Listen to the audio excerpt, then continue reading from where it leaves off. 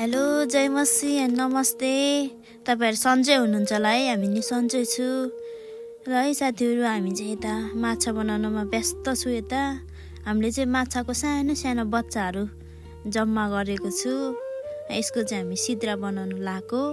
हामी दुईजना मिलेर बनाउन चाहिँ गाह्रो तर खाना एकदमै मिठो छ है। हामीले चाहिँ यसको सुकाएर अचार बनाउने अनि लङ टर्मसम्म यसको सिद्राको अचार बनाएर खान मिल्छ। अनि यसको चाहिँ माछा खायो भने चाहिँ हाम्रो स्किन राम्रो हुन्छ अरे नि त। अनि त्यही भएर हामीले चाहिँ जम्मा गरेको। तर माछाले मात्र स्किन राम्रो हुँदैन, सागसब्जी नै खानुपर्छ है। त्यस मैले चाहिँ गफ लगाइदिएको। तर एनिवे राम्रो चाहिँ हुन्छ अरे है। हामी चाहिँ दुईजना मिलेर यसरी त्यो माछाको भित्र फोर चाहिँ हामीले त्यो तितो तितो वस्तुहरू चाहिँ निकालेर फाल्यो।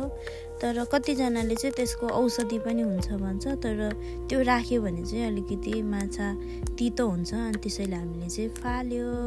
अनि त्यसपछि बनाएर चाहिँ हामीले यसरी चुलामा चाहिँ एउटा भार जस्तै बनाएर सुकायो। भनिन्छ नि साथीहरू, जहाँ इच्छा त्यहाँ उपाय। अनि खाने मुखलाई जुङ्गाले छेक्दैन भने जस्तै जसरी भयो नि हामीले चाहिँ उपाय लाएर यसरी सिद्रालाई चाहिँ सुकायौँ। अनि यसरी मजाले हल्का गरी सुकाउने। यसलाई चाहिँ धेरै पकाउनु चाहिँ हुँदैन, सुकाएर त्यसपछि हामीले मजाले मिलाई बिस्तारै टाइम चाहिँ एकदम धेरै लाग्छ है। धैर्यता गर्दै हामीले चाहिँ यहाँनिर मजाले बनाइरहेको छु है। अब हामीले चाहिँ यसरी सुकायो है। हामीले चाहिँ यस्तै गऱ्यौँ। अनि त्यसपछिबाट चाहिँ हामीले घाममा ल्याएर सुकायौँ।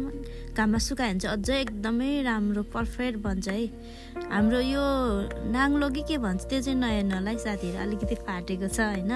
एनिवे हाम्रो चाहिँ यसरी सुकाएर चाहिँ रेडी भयो। हामीले चाहिँ सिसाको बट्टामा मजाले प्याकिङ गर्यो। यसो गरेर राख्नाले चाहिँ हामीले लङ टाइमसम्म चाहिँ खान मिल्छ। अब हामीसँग माछा धेरै छ तर फ्रिजमा राखेर खाँदा पनि धेरै टाइमसम्म बस्दैन। सो हो, यसलाई चाहिँ यसरी सुकाएर चाहिँ राम्रोसँग बट्टामा हामीले चाहिँ यसलाई प्याकिङ गर्यो भने चाहिँ हामीले लङ टर्मसम्म यसको अचार बनाएर झोल हालेर जसरी खाए पनि भयो।